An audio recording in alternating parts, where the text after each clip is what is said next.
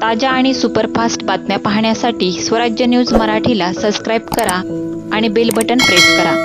जय शिवाजी महाराज के जय। जय शिवाजी महाराज के जय। जय शिवाजी महाराज के जय। 6 जून 1674 या दिवशी छत्रपती शिवाजी महाराजांचा राज्याभिषेक रायगड किल्ल्यावर संपन्न झाला होता। छत्रपती शिवाजी महाराजांच्या राज्याभिषेकापूर्वी अखंड हिंदुस्थानामध्ये एकही हिंदूंचं किंवा भूमिपुत्रांचं राज्य नव्हतं। अनेक वर्षाच्या गुलामगिरीनंतर इथल्या मातीतलं स्वराज्य छत्रपती शिवाजी महाराजांच्या रूपानं उदयाला आलं आणि प्रत्यक्षात रयतेचं राज्याची ही संकल्पना शिवरायांनी प्रत्यक्षात आणली। आज अनेक वर्ष 350 वर्ष झाली तरी छत्रपती शिवाजी महाराजांचा राज्याभिषेक संपूर्ण हिंदुस्थानात साजरा केला जातो। छत्रपती शिवाजी महाराजांनंतर देखील कितीतरी राज्य जन्माला आले।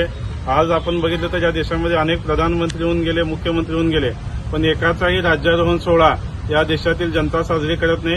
केवळ आणि केवळ छत्रपती शिवाजी महाराजांचा राज्याभिषेक दिन आजही साजरा केला जातो, कारण छत्रपती शिवाजी महाराजांचं राज्य सर्वसामान्य रयतेचं होतं, कष्टकऱ्यांचं होतं, शेतकऱ्यांचं होतं, माता भगिनींचं होतं।